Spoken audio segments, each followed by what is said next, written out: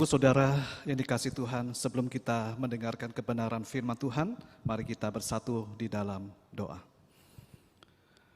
Bapa Surgawi, Bapa yang baik, kami mengucap syukur hari ini Tuhan memberikan kami kesempatan boleh datang ke hadirat Tuhan untuk memuji, menyembah, membesarkan nama Tuhan. Dan tiba saatnya kami akan mendengarkan kebenaran firman Tuhan. Allah Roh Kudus berbicara kepada kami melalui hamba-Mu pada hari ini. Allah Roh Kudus mengurapi hamba di dalam keterbatasan, kekurangan, dapat menguraikan kebenaran firman Tuhan dengan baik dan benar, boleh menjadi berkat. Dan Tuhan menolong setiap jemaat Tuhan sehingga mereka lebih mengerti, memahami akan kebenaran firman Tuhan. Kami menyerahkan waktu pembacaan dan pengurapan firman ke dalam tangan kuasa-Mu ya Bapa. Di dalam nama Tuhan Yesus kami berdoa. Amin. Bapak Ibu Saudara yang dikasihi Tuhan, Shalom. Kita bersyukur kepada Tuhan. Tuhan sudah memimpin, memelihara dan menyertai kehidupan kita sampai hari ini tanggal 1 Agustus. Kita tidak kekurangan sedikit apapun juga. Dan kita boleh memasuki di bulan Agustus, di minggu yang pertama, hari yang pertama itu adalah anugerah Tuhan. Dan hari ini kita akan bersama-sama merenungkan kebenaran firman Tuhan. Kita membuka firman Tuhan dari kitab Yosua, pasal yang ke-24, ayat 14 dan 15. Kita membuka kitab Yosua, pasal yang ke-24, ayat 14 dan 15. Bapak Ibu bisa membaca di rumah dari ayat 1 sampai ayat yang ke-15 ya. Firman Tuhan ini berbicara tentang pembaharuan perjanjian di Sikem. Allah mengadakan Yosua mengadakan perjanjian dengan umat Israel. Tema kita hari ini adalah hidup bagi Tuhan.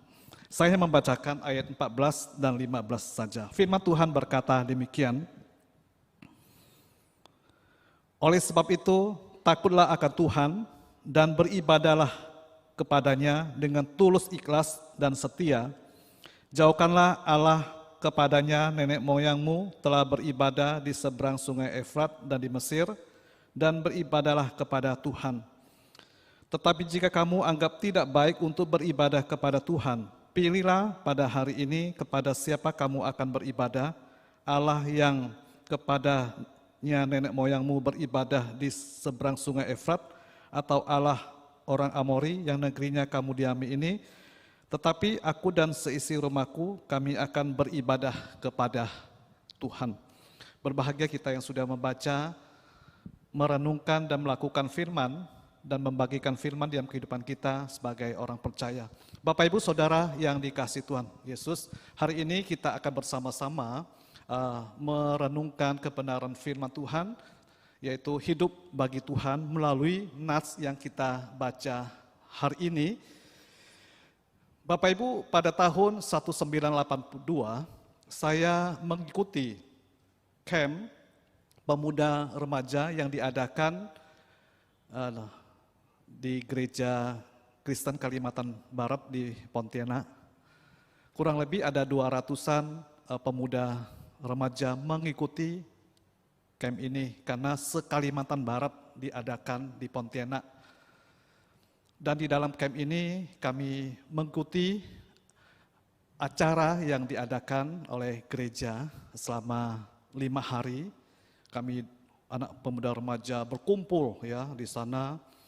Kami mengikuti dari sesi ke sesi setiap acara, ya ada ibadah bersama-sama, mendengarkan kebenaran firman Tuhan yang disampaikan oleh firman Tuhan, ada doa bersama-sama bagi kelompok, diskusi kelompok, dan juga ada ruang kesaksian pribadi.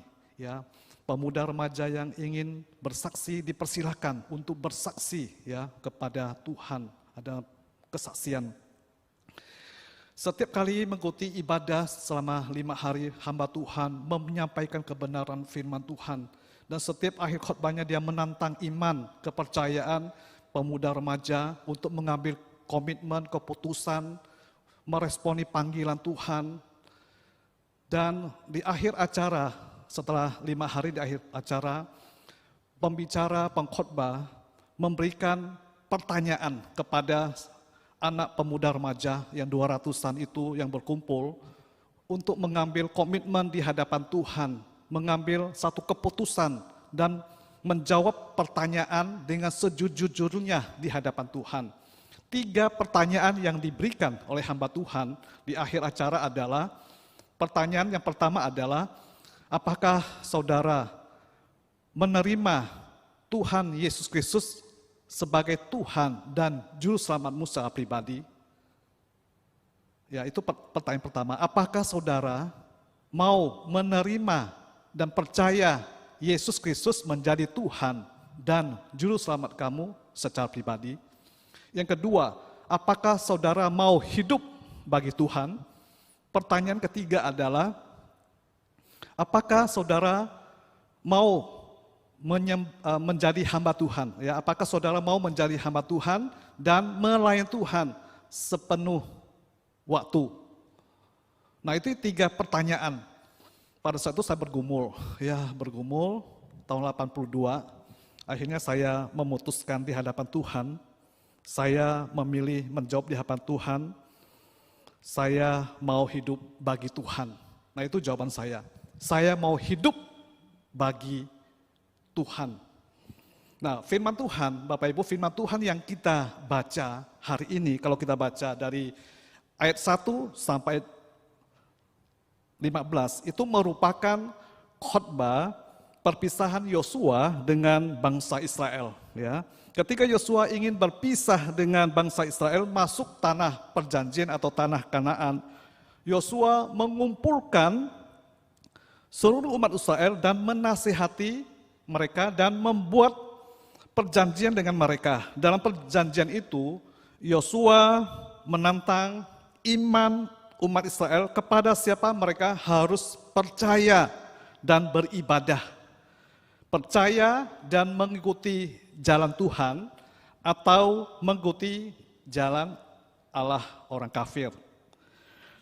Dari pembacaan ini kita mendapatkan teladan hidup yang baik dari Yosua dan keluarganya, di mana Yosua dengan tegas menyatakan komitmen secara pribadi dan keluarga di hadapan Tuhan dan umat Israel bahwa hanya kepada Tuhan saja kami percaya dan beribadah. Ini adalah komitmen ya, yang dinyatakan dengan tegas oleh Yosua dan keluarganya. Yosua berkata, ayat 15c, di sana dia berkata, tetapi aku dan seisi rumahku, kami akan beribadah kepada Tuhan. Yosua mengambil keputusan dan mempertahankan imannya hanya kepada Tuhan. Ini menunjukkan bahwa tidak ada pribadi yang patut disembah kecuali Tuhan. Bapak Ibu Saudara yang dikasihi Tuhan, melalui komitmen Yosua yang teguh untuk tetap hidup bagi Tuhan merupakan pengakuan iman yang sangat penting. Mengapa saya mengatakan sangat penting? Karena Yosua tahu kepada siapa dia harus percaya dan beribadah. Jadi hari ini kita bisa belajar dari Yosua dan keluarganya yang berkomitmen untuk hidup bagi Tuhan. Bapak Ibu, apa yang menjadi dasar bagi kita dan keluarga kita untuk hidup bagi Tuhan?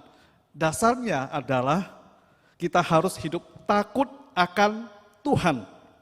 Dikatakan ayat 14, oleh sebab itu takutlah akan Tuhan dan beribadahlah kepadanya dengan tulus ikhlas dan setia. Jadi dasarnya adalah, dasar kita hidup bagi Tuhan adalah kita harus hidup takut akan Tuhan. Jadi seperti Yosua dan keluarganya hidup takut akan Tuhan. Yosua menasihati umat Israel Dan setiap kita anak-anak Tuhan, supaya kita hidup takut akan Tuhan. Jadi Bapak Ibu, kita melihat sekarang ini banyak orang hidup di dalam ketakutan, ya, dalam ketakutan, takut kepada COVID-19, ya, takut sakit COVID-19, takut terpapar COVID-19. Banyak juga orang takut menghadapi kemiskinan, orang takut menghadapi kematian.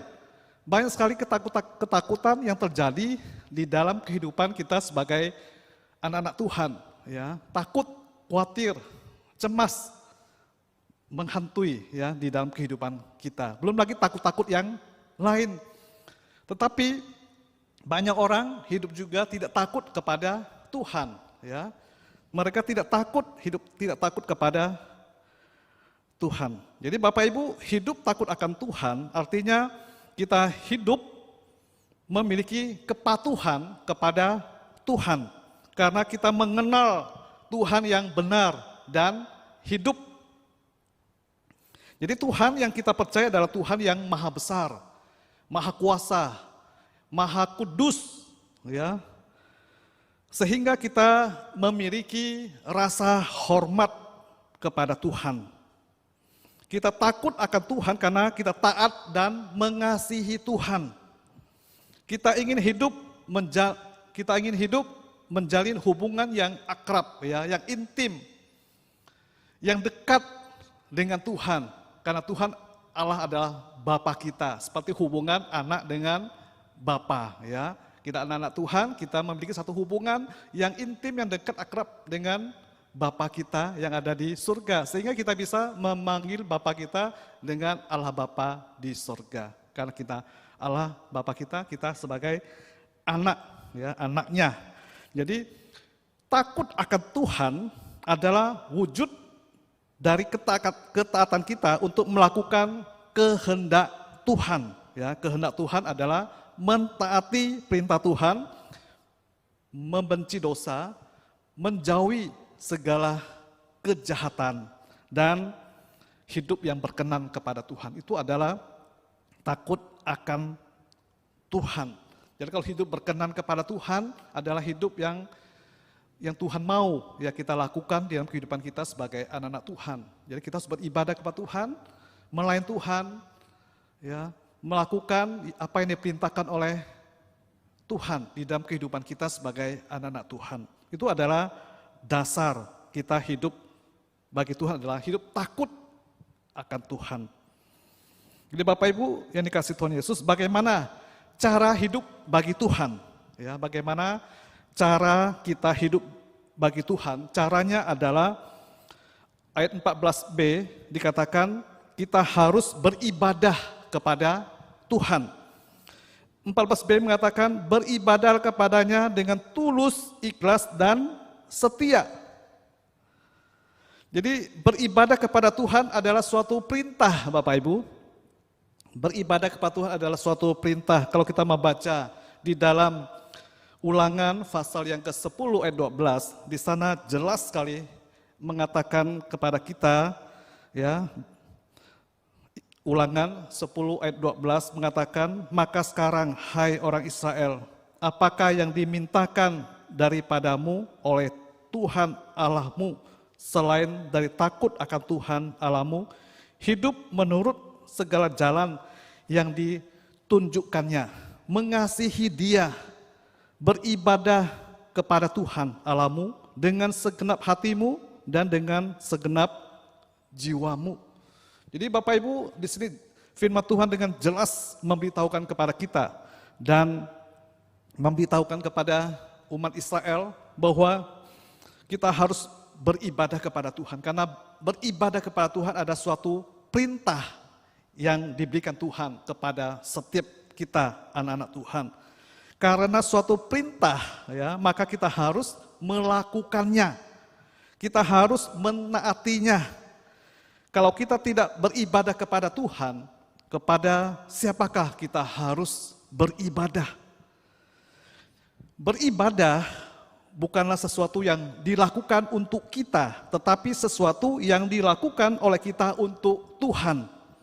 Ketika kita beribadah, kita mengakui siapa diri kita dan siapa Tuhan. Ya, kita hanyalah ciptaan dan Tuhan sang pencipta. Seperti lagu yang kita nyanyikan tadi ya. Tuhan adalah sang pencipta manusia, alam semesta. Kita patut datang ke hadiratnya untuk menyembah dia, memuji dia, membesarkan namanya. Karena Tuhan adalah sang pencipta.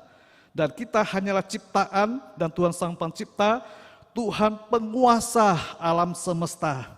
Tuhan yang maha besar, Tuhan yang maha kuasa, Tuhan yang maha pengasih dan penyayang. Oleh karena itu, beribadah adalah kewajiban, keharusan yang dilakukan ciptaan saudara dan saya kepada Sang Pencipta. Jadi Bapak Ibu yang dikasihi Tuhan Yesus, beribadah kepada Tuhan ya. Artinya kita mengekspresikan hidup kita untuk memuliakan Tuhan. Ya, Allah menciptakan manusia supaya kita menikmati Tuhan, memuliakan Tuhan, menyembah Tuhan. Ekspresi hidup yang mengungkapkan kasih dan hormat kita kepada Tuhan. Jadi ketika kita beribadah kepada Tuhan, kita menyatakan ekspresi hidup kita, mengungkapkan ekspresi hidup ya, ekspresi hidup yang mengungkapkan kasih dan hormat kita kepada Tuhan. Dengan demikian, ibadah merupakan suatu kewajiban yang dilakukan ciptaan kepada Sang Penciptanya. Oleh karena itu, beribadah kepada Tuhan harus dilakukan dengan tulus ikhlas dan setia. Ya, tulus ikhlas dan setia. Ya. Jadi tulus ikhlas, tidak dipaksakan dan tetap setia melakukannya. Nah itu yang harus dilakukan sebagai anak-anak Tuhan di dalam beribadah. Ya. Kita harus lakukannya dengan hati yang tulus ikhlas dan tetap setia melakukannya. Nah dengan beribadah kepada Tuhan, kita dapat bersekutu dengan Tuhan. Dengan bersekutu dengan Tuhan, kita dapat menjalin hubungan yang intim dengan Tuhan. Dengan adanya hubungan yang intim dengan Tuhan, maka kita akan lebih mengenal siapa Tuhan. Dengan mengenal Tuhan secara pribadi, maka kita akan lebih mengasihi dan mencintai Tuhan di dalam hidup kita.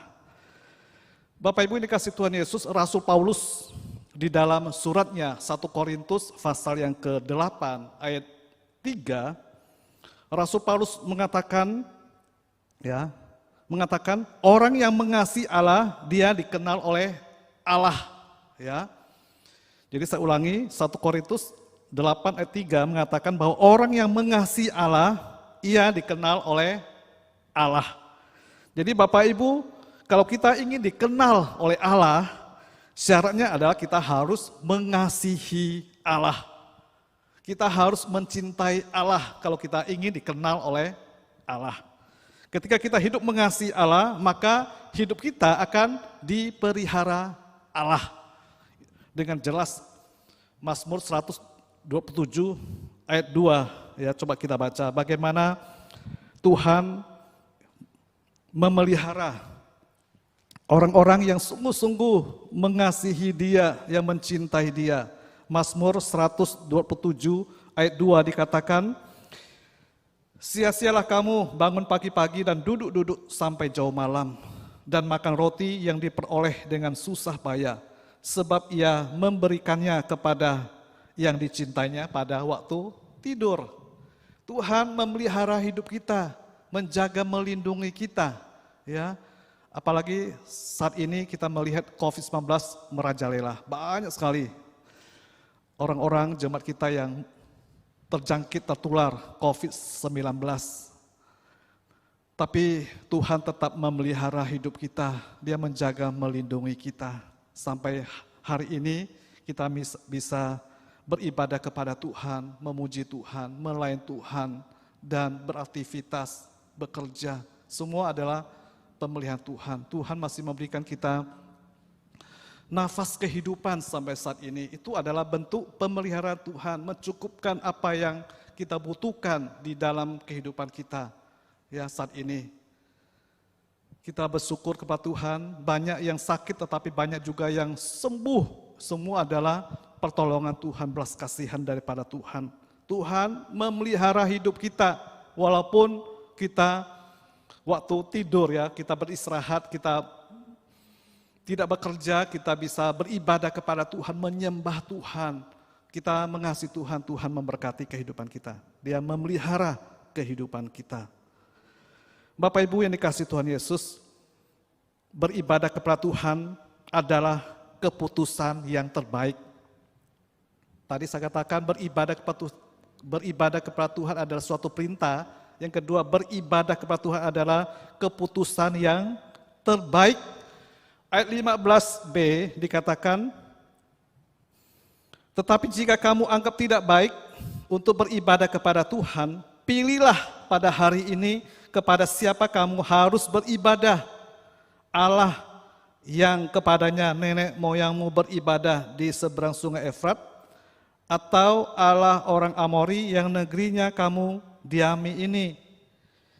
Jadi Bapak Ibu yang dikasihi Tuhan Yesus, di sini kita melihat Yosua meminta umat Israel untuk memilih dan memutuskan kepada siapa mereka harus beribadah.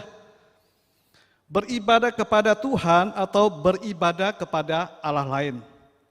Yosua mau umat Israel memilih yang terbaik di dalam hidupnya. Hidup bagi Tuhan adalah suatu pilihan. Ya, Bapak Ibu, hidup bagi Tuhan adalah suatu pilihan. Hidup itu harus memilih, Bapak Ibu.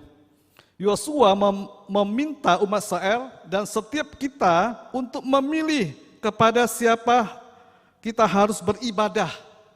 Beribadah kepada Tuhan atau kepada Allah yang lain. Tuhan mau kita memilih yang terbaik di dalam hidup kita, ya, kepada siapa kita harus percaya. Kepada siapa harus percaya. Jadi Bapak Ibu, dalam kepercayaan dan iman, Tuhan tidak mau main-main dan Tuhan tidak mau kompromi dengan dosa. Kalau kita baca di dalam surat Yakobus pasal 1 ayat 8, dikatakan bahwa Tuhan tidak suka orang yang mendua hati. Jadi Tuhan tidak suka dengan orang yang mendua hati. Dikatakan di sana, orang yang mendua hati tidak akan tenang di dalam hidupnya. Jadi orang yang mendua hati itu artinya orang yang hatinya bercabang. Orang yang hatinya tidak setia. Orang yang hatinya percaya kepada Tuhan asal-asalan. Ya, asal percaya saja, sekedar percaya, tidak sungguh-sungguh percaya, itu adalah mendua hati, percaya kepada Tuhan, masih percaya kepada yang lain. Cepat sekali meninggalkan Tuhan. Ya, dia tidak bisa mempertahankan imannya yang dia terima dari kecil sampai tua, ya. Sudah percaya dari kecil, sekolah minggu, remaja, pemuda, sudah dewasa mendengarkan firman Tuhan, sudah percaya Tuhan, berkomitmen, akhirnya ada suatu masalah apapun dia meninggalkan Tuhan. Meninggalkan Tuhan, meninggalkan imannya, itu adalah orang yang mendua hati. Firman Tuhan dengan jelas mengatakan orang yang mendua hati tidak akan tenang dalam hidupnya. Jadi Tuhan mau kita beribadah kepadanya dengan hati yang tulus, ikhlas, dan setia. Jadi Bapak Ibu Saudara yang dikasihi Tuhan Yesus, segala sesuatu yang berhubungan dengan cinta itu memang harus memilih. Ya, cinta itu harus memilih. Ya, seperti seorang pemuda, ada dua gadis yang dia cintai, dia sayangi, ada dua, tetapi cinta itu harus memilih. Tidak bisa mencintai dua-duanya, harus pilih salah satu yang dia sungguh-sungguh mengasihi, mencintai. Tidak boleh dua-dua. Memilih salah satu menjadi istrinya atau menjadi suaminya. Jadi Bapak Ibu yang dikasih Tuhan Yesus, kalau kita salah memilih istri atau suami, kita akan menyesal seumur hidup. Kalau kita salah memilih Tuhan Juru Selamat, kita salah memilih siapa yang kita percaya, kita imani, maka kita akan menyesal selama-lamanya. Ya, kita akan menyesal selama-lamanya. Jadi kita harus memilih, ya Bapak Ibu, kita harus memilih jalan Tuhan atau jalan dunia. Jalan Tuhan adalah jalan menuju keselamatan dan jalan dunia adalah menuju kebinasaan. Oleh sebab itu kita diberi hak untuk memilih hidup bagi Tuhan atau hidup bagi dunia. Nah, ketika kita memilih hidup bagi Tuhan, itu merupakan pilihan yang mulia. Memilih jalan Tuhan yang menuntun kita kepada hidup yang kekal. Bapak Ibu, di dalam dunia ada dua jalan, lebar dan sempit. Mana yang kita pilih? Ya, di dalam dunia ada dua jalan, lebar dan sempit. Mana kau pilih? Jadi Alkitab dengan jelas mengatakan, lebarlah pintu dan luaslah jalan yang menuju kepada kebinasaan, dan banyak orang yang masuk melaluinya. Karena sesaklah pintu dan sempitlah jalan yang menuju kehidupan, dan sedikit orang yang mendapatinya. Matius pasal 7 ayat 13 dan 14 di sini dengan jelas memberitahukan kepada kita. Yesus berkata, "Akulah jalan dan kebenaran dan hidup. Tidak ada seorang pun yang datang kepada Bapa kalau tidak melalui aku." Yesus adalah satu-satunya jalan keselamatan buat saudara dan saya yang sungguh-sungguh percaya kepadanya. Bapak Ibu Saudara yang dikasihi Tuhan Yesus, berbahagialah kita yang sudah memilih jalan Tuhan dan hidup di dalam anugerah dan belas kasihan Tuhan Yesus. Bila kita sudah berkomitmen dan memutuskan untuk memilih beribadah kepada Tuhan, berjalanlah terus. Jangan berpikir lagi menyimpang ke kanan dan ke kiri, tetapi jalanlah terus dan arahkanlah hati dan pandangan kita kepada Yesus Kristus. Maka seisi keluarga kita akan diselamatkan Tuhan Yesus. Rasul Paulus setelah diselamatkan oleh Tuhan Yesus Kristus, dia sungguh-sungguh percaya kepada Tuhan dan setia melayani Tuhan seumur hidupnya. Dan Rasul Paulus menyerahkan hidupnya hanya untuk Tuhan dan beribadah kepada Tuhan dan melayani Tuhan. Sehingga di dalam suratnya, surat Roma pasal 14 ayat 8, Rasul Paulus berkata, sebab jika aku hidup, kita hidup untuk Tuhan, dan jika kita mati untuk Tuhan. Jadi baik hidup atau mati, kita adalah milik Tuhan. Ini merupakan satu keputusan, satu pilihan, satu komitmen yang sangat penting di dalam kehidupan kita sebagai anak-anak Tuhan. Rasul Paulus sudah berkomitmen dengan teguh di hadapan Tuhan. Kita hidup untuk Tuhan.